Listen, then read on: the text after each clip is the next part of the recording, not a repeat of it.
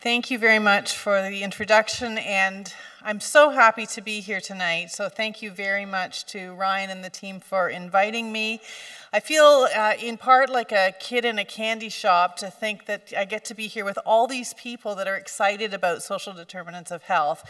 Is not an everyday occurrence, so I feel pretty thrilled to be a part of this gathering. It's also a bit of a daunting gathering because I know that there are so many of you that are experts in this field, and I hardly know what I'll be able to, it's like trying to bring coal to Newcastle, what will I be able to contribute? But I did want to make a few comments in terms of my commitment to the causes that are important to all of you.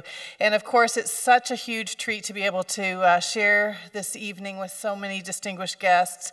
This is my first time meeting Sir Michael Marmot in person, and what a huge honor to meet him and to be able to share the evening with him. Dr. Louise Potvin, I'm looking so forward to hearing what she has to say.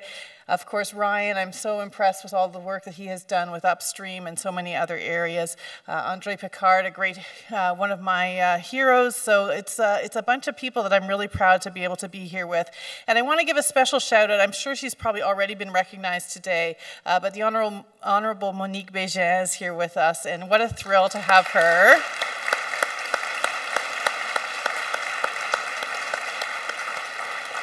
If you have never yet had the opportunity to meet Madame Bégin, you must go say hello to her. She is the mother of the Canada Health Act, the mother of Medicare in Canada. And we as Canadians are indebted to her, and so pleased that she could be here.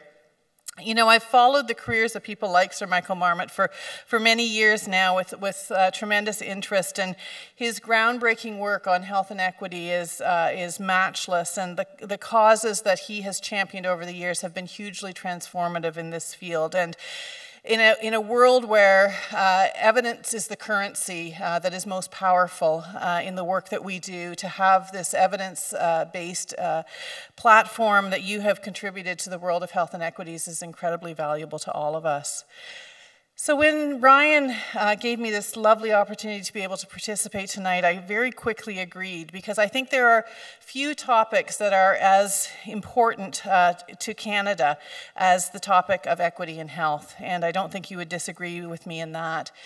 I went to medical school a long, long time ago, before some of you were born, and it may surprise you to know that I don't think we talked about social determinants of health in medical school in the early 1980s, or if we did, it didn't register very deeply in my brain, because it was there. I see a few people shaking their heads who also remember that we didn't talk about this in the 1980s, and even when I went to my residency, we still didn't talk about social determinants of health in clinical training. Where I learned about social determinants of health was that I moved very soon after finishing my family medicine residency. I spent a year studying tropical medicine with Jay Keystone in Toronto, and then my husband and I moved to West Africa and spent almost a decade living in Niger. And I learned through a life experiment about the social determinants of health. And we lived a pretty isolated existence. Most of the time we were at least 500 kilometers away from the capital city in Niger. And I started to discover things and notice things that I wondered if I was the only person in the world who had ever realized, and began to think about, I know why, you know, I can see it's pretty evident why some people are sicker than others, and began to start to understand the social determinants of health in real life. In fact, I was naive enough at that point in my life and far away, removed enough, and it was in the days where, you know, when I communicated with my family back home, this was in the 1990s, but it was in Niger, that it took 6 weeks for an airmail form to get from Canada to where we lived in Niger, so there was no internet to read the latest research. And as I began to start to discover what I later came to call the social determinants of health, I thought I should write a book on this. I mean, this is fascinating. People should know about this. People should know that you'll get healthy if you have money, and if you have good food, and if the rain comes, and all of those kinds of things. Thankfully, I did eventually realize that I wasn't the only person in the world that was thinking about this, and started to read about others who had discovered the same kinds of concepts. I remember reading a book by Adam Hochschild, who is one of my favorite authors, and if you don't know him, I certainly encourage you to look at some of the works of Adam Hochschild. And he talked about the same kind of discovery that he made in his life, and he grew up in a very affluent family, and eventually came to talk about the fact that the joys, the power, and the riches of this world are divided so unfairly between classes, between countries, between races, between men and women. And those realities became very real for me as I worked in Niger. And then on returning to Canada and going back into medical practice, I couldn't get these thoughts out of my mind. And I realized, though I loved being a family doctor so much, that there was only so much that I could do within the walls of the clinic, and there were only so many things that I could fix in my patients' lives or support them as they tried to fix. And I would say that my medical career, in a sense, was sort of a crescendo of conviction that the social determinants of health was where I really wanted to exert my energy. And I often think, as I describe to people my transition of deciding that politics was something that I wanted to go into, I like to borrow the words from a really lovely book that Vincent Lam wrote about Tommy Douglas, and I suspect many of you have read that book. And as Vincent Lam is describing how Douglas decided to make his own transition into politics, he talks about the fact that he had bumped up against the limitations of what he could do as a religious leader. And I love that language and have borrowed it myself as I talk about the fact that I eventually bumped up against the edges of what I could accomplish as a family doctor, and decided that for me, and obviously not for everyone, and I know that there are so many of you in the audience here tonight who have chosen to persevere in the trenches of clinical work and so many other areas, but for me, I decided that politics was the platform that I needed to be able to influence the social determinants of health. And so here I am with the absolutely thrilling opportunity of being able to serve Canadians as the Federal Minister of Health, and it's a tremendous honor that I don't take lightly.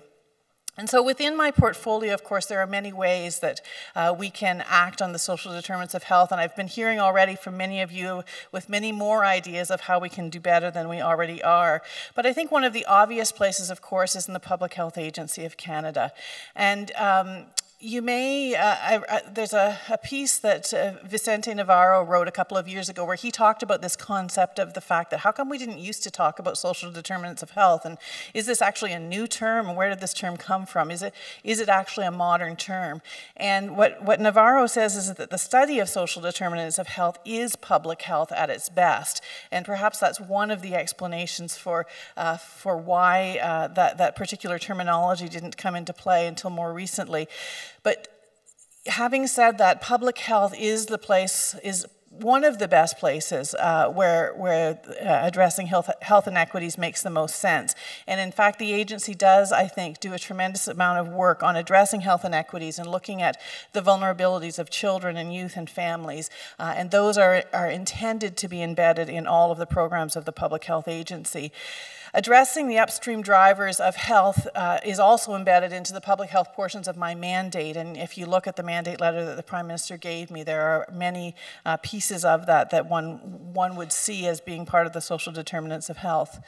Within Health Canada itself, of course, we talk about inequities pretty much every day as well, in a number of different ways. I think one of the ways where I have seen it play the largest role is in terms of looking at regional disparities and other disparities in vulnerable populations across the country. And I could give you a whole bunch of examples, but when I think about health inequity in Canada, I think without a doubt, the greatest example, or perhaps the worst example, about the undeniable gaps and the greatest inequities in health and mental health outcomes are between Indigenous and non-Indigenous populations of Canadians. And this is not an audience where I need to go into details, but you know that if we look at rates of suicide and mental health issues and addiction, infectious disease, non-communicable diseases, almost every category that you could look at, the gaps are absolutely appalling.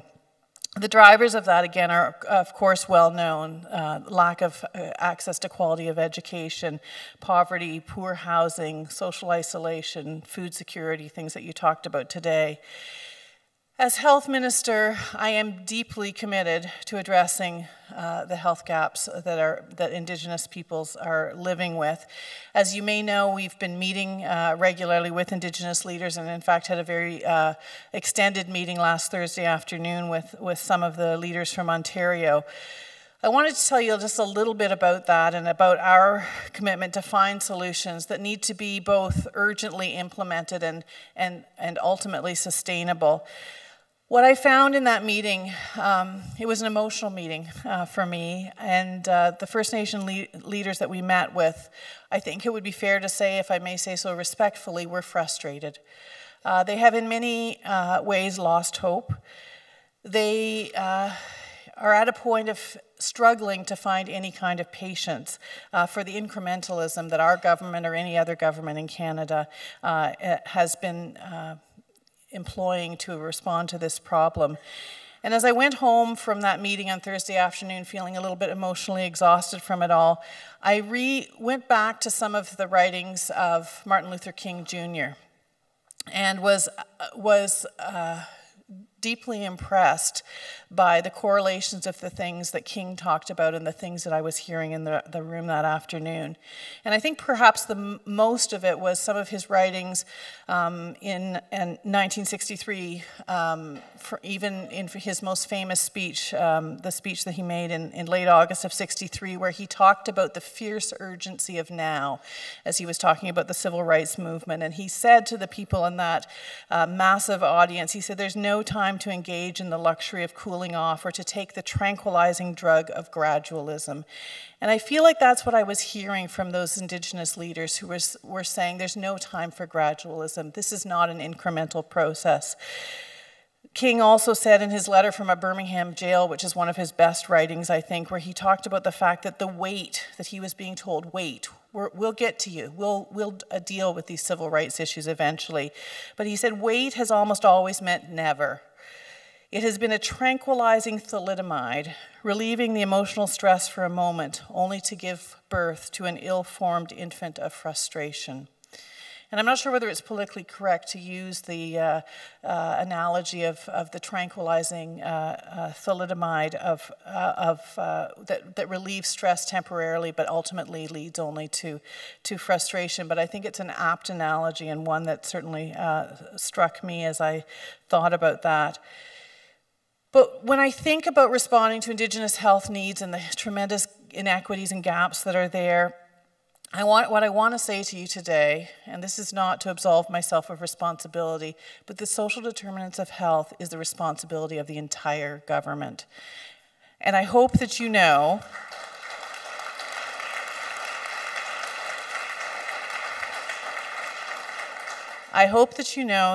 that, well, I have to tell you a funny story. When I first said the words harm reduction around the my little boardroom table in the health minister's office, people were at first a little bit shaken because they didn't think you could say harm reduction in the health minister's office, but now you can.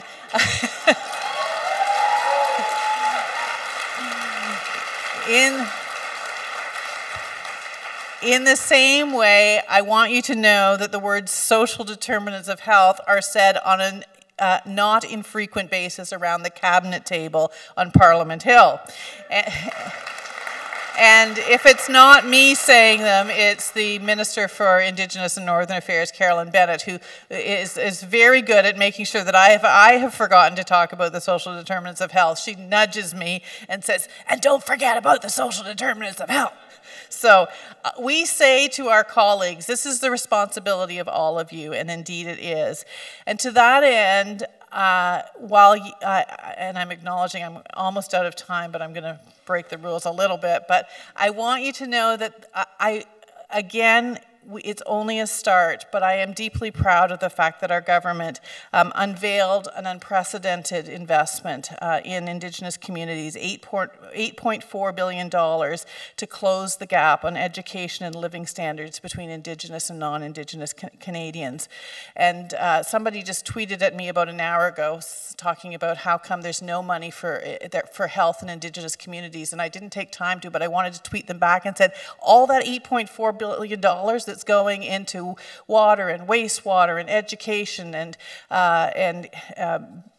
in health infrastructure and investing in programs in early learning and childcare, all of that is going to health, and it's going to the social determinants of health. And so I'm very pleased that the budget of 2016 is a demonstration of our commitment to get to the root of those inequities, and we will do so not just through the delivery of healthcare, but we will do so by working upstream, as this audience would know.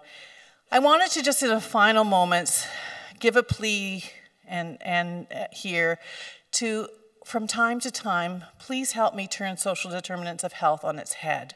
And I want you to periodically talk about the health determinants of society, because while Canadians often say that health is a top priority for Canadians, we do not talk about health enough as being a priority. I don't hear health being talked about nearly enough in political discourse. I don't hear health being talked about nearly enough in political campaigns.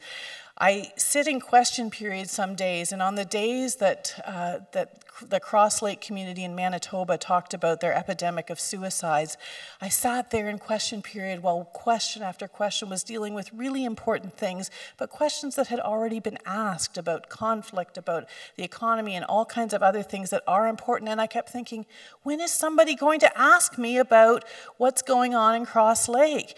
And I felt saddened by that, and the fact that it's not a big part of our national political discourse. And we need to talk about health as a determinant of who we are as a society. I talked to my cabinet colleagues about this when I was talking about the importance of the health accord that we need to work on. And I said to them, I feel like health and health systems are like the furnace in our house. If Canada were a house, I think health systems are our furnace. And we don't think very much about our furnaces in our house. We take them for granted.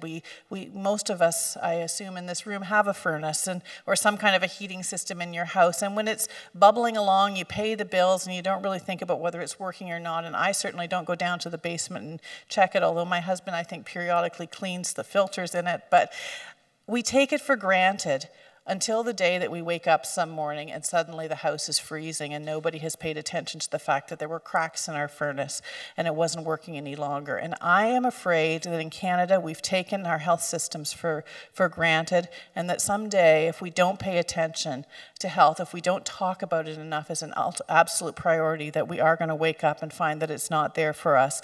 And I'm saying this to you because I think in this room are some of the best health activists in the country, so please raise the bar of conversation about health. When I lived in Niger, one of my favorite House of Proverbs that I learned was Lafia uarkomeche, which means that health is the mother of everything. And without our health, we have nothing. Norman Daniels, who some of you may know his excellent book called Just Health, and he talked about the special moral importance of health. He says the special moral importance of health derives from its impact on our opportunities. It explains why protecting health is a social obligation, not simply one on individuals with particular roles, such as physicians, or I would add, such as health ministers, but health itself is the obligation of us all. And so to that end, I am working along with the rest of my government colleagues on the social determinants of health. I do have a number of priorities within the health field itself to strengthen and protect and advance Medicare and healthcare in this country. I'm dialoguing with my provincial and territorial counterparts to work towards a new health accord, and I hope that you'll support me in that. I won't take the time to go into all of the details on that, but just to give you the quick overview, we're looking to expand innovations, and after hearing Louise Potvin speaking to me today, I'll make sure that many of the innovations we look at will be population health innovations, but other innovations across the country as well. We're working on how we can improve access to high quality mental health care, how we can make sure that health services themselves are delivered closer to home and community and not so much in institutions, and particularly in the area of palliative care. And we're working on making sure that prescription drugs will be affordable and accessible and appropriately prescribed.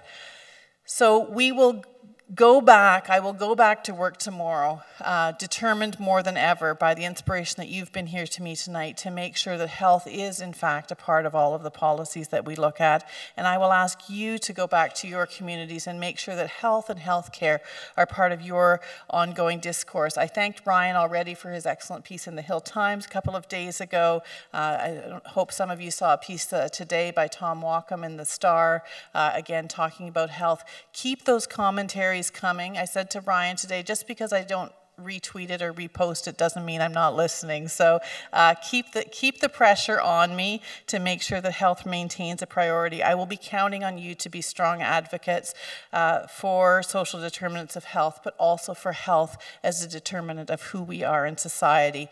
And I'll just conclude with a Franciscan blessing from the Franciscan movement, which I think is very apt for a community like this. And I want to say to you, may you be blessed with holy anger at injustice, at oppression, and at the exploitation of people, so that you may continue tirelessly to work for justice, for freedom, and peace among all people. Thank you.